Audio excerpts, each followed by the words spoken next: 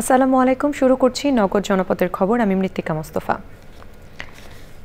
এখনকার সংবাদ আয়োজন একই সঙ্গে চ্যানেল আর ইউটিউব চ্যানেল এবং চ্যানেল আর ওটিটি প্ল্যাটফর্ম আই স্ক্রিনে লাইভ স্ট্রিম হচ্ছে। যাচ্ছে বিস্তারিত প্রসঙ্গে। চাঁদপুরের মাঝির চরে এমভি আল বাখেরা জাহাজে 7 জনকে হত্যা ঘটনায় জাহাজের লস্কর আকাশ মণ্ডল ওরফে ইরফানকে গ্রেপ্তার করা হয়েছে। মঙ্গলবার রাতে বাগেরহাটের চিতলমারি থেকে র্যাব তাকে গ্রেপ্তার করে। বুধবার বেলা 12টায় কুমিল্লা কার্যালয়ে সংবাদ সম্মেলনে র্যাব 11 এর উপ অধিনায়ক মেজর সাকিব হোসেন জানিয়েছেন, অভিযানে আকাশ মণ্ডলের ব্যবহৃত মোবাইল ফোন, ঘুমের ওষুধ, নিহতদের ব্যবহৃত মোবাইল ফোন, ব্যাগ, রক্তমাখা জিন্স প্যান্ট ও গ্লাভস জব্দ করেছে র্যাব। তিনি আরও জানান, আকাশ মণ্ডল 8 মাস ধরে এমভি আল বাখেরা জাহাজে চাকরি করছেন।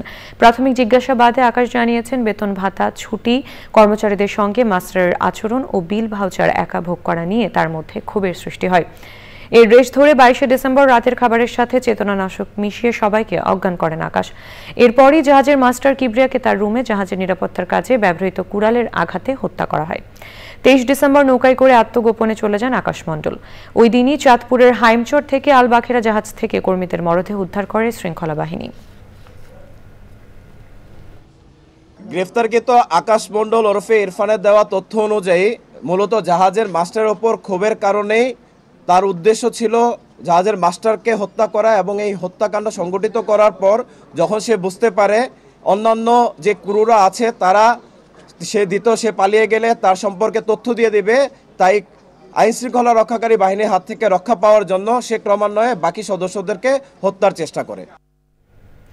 জাহাজে 7 খুনের ঘটনায় গ্রেপ্তার আকাশ মণ্ডল ইরফানকে চাঁদপুরে নিয়ে যাওয়া হচ্ছে। সেখানে নৌ পুলিশ কার্যালয়ে সংবাদ সম্মেলন করবেন নৌ পুলিশ সুপার। এ নিয়ে জানতে মোর্শেদ আলমের কাছে যাচ্ছি। মোর্শেদ, জাহাজে হত্যা ঘটনায় নৌ পুলিশের ব্রিফিং নিয়ে আমাদেরকে জানাবেন।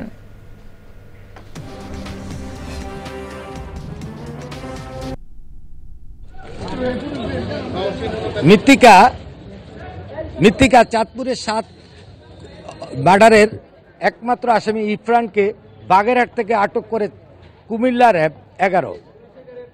12টা বাজে কুমিল্লা র্যাব 11 ওখানে ফ্রেশ ব্রিফিং করে এবং দিনে 4:30টায় চাঁদপুরের নৌ পুলিশ কার্যালয় নিয়ে আসে।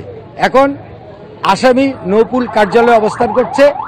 আপনাকে জানিয়ে রাখি, আসামি ইরফান তাদেরকে খুলনা থেকে 3 পাতা ঘুমের ওষুধ এনে তাদেরকে রাত্রে খাওয়িয়ে তাদের অচেতন করে প্রথম মাস্টার কিবরিয়াকে খুন করে, তারপরে একে একে তারা অপর 6 জনকে খুন করে।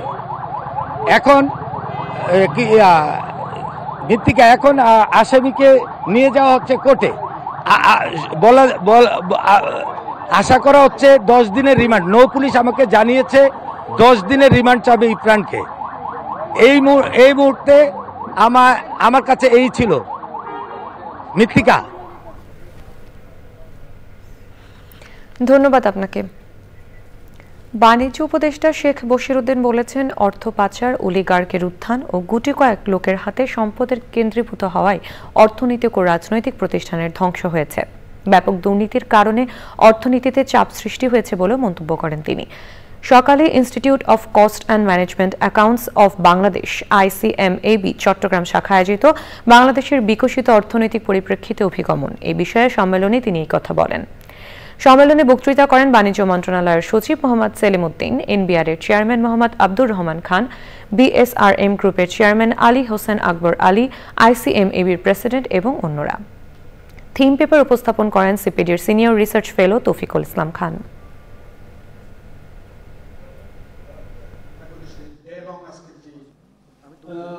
সরকার এবং জনগণের সাথে যেরকম একটা কোলাবোরেশন দরকার, ভ্যাট ট্যাক্স এটার সাথেও একটা বড় কোলাবোরেশন দরকার আছে। Without this it will not going to work. আমরা যদি পূর্বের রেজিমের মানে আমি একটা জিনিস গত কয়েকদিন ধরে ভাবছি যে এই যে রিফর্ম হলো, আমাদের জুডিশিয়াল ইন্ডিপেন্ডেন্স হলো 2007 সালে মাজদার হোসেন মামলা দিয়ে আমরা সবাই জানি যে আমাদের ইন্ডিপেন্ডেন্স হলো, এবং এই ইন্ডিপেন্ডেন্স আমাদেরকে যে পরিমাণ মানে মানে কতটুকু উপকার করেছে এটা একটু ভেবে দেখা দরকার আছে। স্থানীয় সরকার, পল্লী উন্নয়ন ও সমবায় এবং যুব ও ক্রীড়া উপদেষ্টা আসিফ মাহমুদ সজীব ভুঁইয়া বলেছেন, এত দ্রুত নির্বাচনের জন্য এত মানুষ শহীদ হননি। দেশের সংস্কার শেষে সরকার নির্বাচনের দিকে যাবে। ঠাকুরগাঁয়ের বালিয়াডাঙ্গি উপজেলা পরিষদ হলরুমে শীতার্তদের শীতবস্ত্র বিতরণের সময় তিনি গণঅভ্যুত্থানে জেলার আহতদের চিকিৎসার বিষয়ে বলেন, তাদের চিকিৎসার সেবা নিশ্চিত করতে কাজ করছে অন্তর্বর্তী সরকার। তিনি আরও বলেন, বালিয়াডাঙ্গি উপজেলাকে ন্যাশনাল স্ট্যান্ডার্ডে নিয়ে যাওয়া হবে। উপজেলা লাইব্রেরি স্থাপনের জন্য 50 লাখ টাকা বরাদ্দের ঘোষণা দেন তিনি। ঠাকুরগাঁয়ের পর তিনি পঞ্চগড়ে যান। পঞ্চগড়ের আটোয়ারিতে ক্রীড়াঙ্গনের উন্নয়ন সহ বিভিন্ন উন্নয়নমূলক কাজের জন্য 70 লাখ টাকা বিশেষ বরাদ্দ ঘোষণা দেন তিনি। পরে তিনি শহীদ পরিবারের সদস্যদের আর্থিক সহায়তার চেক এবং শীতার্তদের শীতবস্ত্র তুলে দেন। সে সময় তার সঙ্গে ছিলেন জুলাই স্মৃতি ফাউন্ডেশনের সাধারণ সম্পাদক সার্জিস আলম। আমরা সংস্কার কার্যক্রমগুলো করবো এবং আমরা জানি কমিশনগুলোর প্রায় 3 মাসের মতো সময় হয়ে যাচ্ছে, কমিশনগুলো উপস্থাপনা দেবে। তারপর আমরা যারা স্টেক হোল্ডার্স আছে তাদের সাথে কনসালটেশনের ভিত্তিতে সংস্কার কার্যক্রম বাস্তবায়ন করে একটা ইলেকশনের দিকে যাব। বাংলাদেশ জামায়াত ইসলামী কেন্দ্রীয় সহকারী সেক্রেটারি মাওলানা মোহাম্মদ শাহজাহান বলেছেন, যারা বাংলাদেশের সংকটের সময় দেশ থেকে পালিয়ে যায় তারা কখনো দেশপ্রেমিক হতে পারে না। যারা সংকটের সময় পালিয়ে না গিয়ে ফাঁসির মঞ্চকে বরণ করে নেয় তারাই প্রকৃত দেশপ্রেমিক। নোয়াখালী জেলা স্কুল মাঠে বাংলাদেশ শ্রমিক কল্যাণ ফেডারেশনের জেলা শাখার কর্মী সম্মেলনে তিনি আরও বলেন, জামায়াতে ইসলামী দেশে গণতন্ত্র, আইনের শাসন, শ্রমিক অধিকার ও দুর্বৃত্তায়ন মুক্ত বাংলাদেশ করতে চায়। সে সময় আরও ছিলেন বাংলাদেশ শ্রমিক কল্যাণ ফেডারেশন কেন্দ্রীয় সাধারণ সম্পাদক অ্যাডভোকেট আতিকুর রহমান, নোয়াখালী জেলা জামায়াতের আমির ইসাহাক খন্দকার এবং অন্যরা। রংপুরে অনুষ্ঠিত কর্মশালা বিভাগটির বহুমাত্রিক দারিদ্র্য, কর্মসংস্থান ও জীবনযাত্রার মান উন্নয়নে নানা সুপারিশ মালা তুলে ধরা হয়েছে। এই বিভাগের বৈষম্য নিরসন না হওয়া পর্যন্ত নিয়মতান্ত্রিক আন্দোলনের মাধ্যমে ধারাবাহিক কর্মসূচি চালিয়ে যাওয়ার প্রত্যয় ব্যক্ত করেছেন নানা শ্রেণী পেশার মানুষ। এহসানুল হক সুমনের ভিডিও চিত্রে মেরিনা লাভলির রিপোর্ট। উন্নয়ন বৈষম্যের শিকার রংপুর বিভাগের বহুমাত্রিক দারিদ্র্য, শিল্পায়নে বন্ধ্যাত্ব ও বাজেট বৈষম্য নিরসনে করণীয় শীর্ষক কর্মশালার আয়োজন করে রংপুর বিভাগ বৈষম্য নিরসন আন্দোলন। রংপুর নগরীর এনজিও ফোরাম মিলনায়তনে কর্মশালায় বিশ্ববিদ্যালয়ের শিক্ষক, শিক্ষার্থী, রাজনীতিবিদ, সুশীল সমাজের প্রতিনিধি ও সাংবাদিক সহ বিভিন্ন শ্রেণী পেশার মানুষ এতে অংশ নেন। এই দরিদ্র দূরকরণ এবং কর্মসংস্থান, জীবনযাত্রার মান উন্নয়নে রংপুরের অবদান আছে, বাংলাদেশের সব ক্ষেত্রে অবদান আছে। সেই জায়গাটাকে আমরা একটা মাত্রায় নিয়ে যেতে চাই। এই বহুমাত্রিক দারিদ্রতা যেন দূর হয় এবং আমাদের যে বাজেট বৈষম্য, এই বাজেট বৈষম্য যাতে সমতায় ফিরে আসে। পিছিয়ে থাকা রংপুর বিভাগকে এগিয়ে নিতে সব শ্রেণী পেশার মানুষকে ঐক্যবদ্ধ হওয়ার আহ্বান জানান বিশিষ্ট জনেরা। সব শ্রেণী পেশার, সব মতের মানুষকে এক পথে এক জায়গায় আমাদের মিলিত করতে হবে। রংপুরের দাবিটাকে জাতীয় পর্যায়ে উচ্চারিত করতে হবে আমাদেরকে। আবু সাইদের শ্রেষ্ঠ জেলা হিসেবে আমরা পরিগণিত করতে পারি, তাহলে জাতি হিসেবে এবং আবু সাইদের অবদান হিসেবে কিছু হলেও আমরা ঋণী থেকে মুক্ত হতে পারবো। বৈষম্য নিরসনে ধারাবাহিক কর্মসূচি চালিয়ে যাওয়ার কথা জানানো হয় কর্মশালায়। আমরা ইনক্রিমেন্টাল বাজেটের মাধ্যমে দেখতে চাই যে আগামী 5 বছরের মধ্যে রংপুর দারিদ্র সেটি 25 থেকে 30% কমে আসে এবং 10 বছরের মধ্যে রংপুরের দারিদ্র 75% কমানো। আগামী 24শে জানুয়ারি ঢাকায় জাতীয় কনভেনশনের মাধ্যমে রংপুরের বৈষম্য নিরসনে শ্বেতপত্র প্রকাশ করে তা অর্থ ও পরিকল্পনা উপদেষ্টার কাছে জমা দেওয়ার কথা জানিয়েছে রংপুর বিভাগ বৈষম্য নিরসন আন্দোলন। রংপুর থেকে মেরিনা লাভলি, চ্যানেল আই। এবারে প্রতিনিধিদের পাঠানো তথ্য ভিডিও চিত্র নিয়ে সৈয়দ অদিতের রিপোর্ট।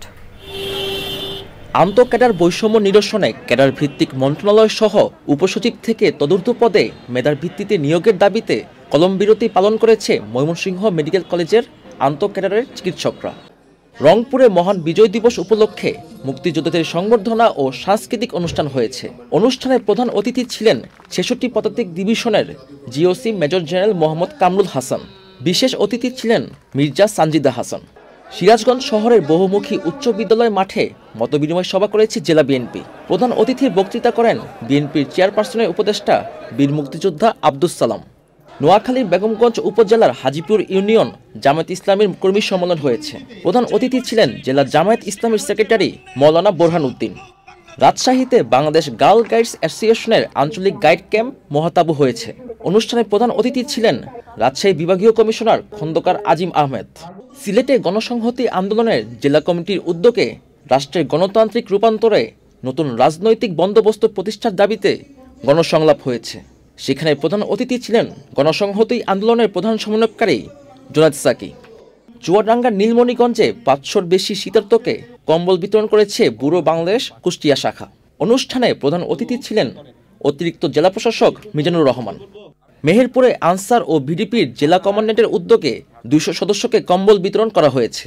ভারপ্রাপ্ত জেলা কমান্ডেন্ট অফিসার সাইদুর রহমান উপস্থিত সদস্যদের হাতে কম্বল তুলে দেন। নীলফামারী, কিশোরগঞ্জ ও সৈয়দপুরের বিভিন্ন স্থানে ছিন্নমূল শীতার্ত মানুষকে কম্বল বিতরণ করেছে জেলা প্রশাসক মোহাম্মদ নাইরুজ্জামান। মেহেরপুর সরকারি শিশু পরিবারের বার্ষিক ক্রীড়া ও সাংস্কৃতিক প্রতিযোগিতার বিজয়ীদের হাতে পুরস্কার বিতরণ করা হয়েছে। জেলা সমাজসেবা অধিদপ্তরের উপপরিচালক আসাদুল ইসলাম বিজয়ীদের হাতে পুরস্কার বিতরণ করেন। ময়মনসিংহে আরাফাত রহমান কোকো স্মৃতি ফুটবল টুর্নামেন্ট উপলক্ষে সংবাদ সম্মেলন অনুষ্ঠিত হয়েছে।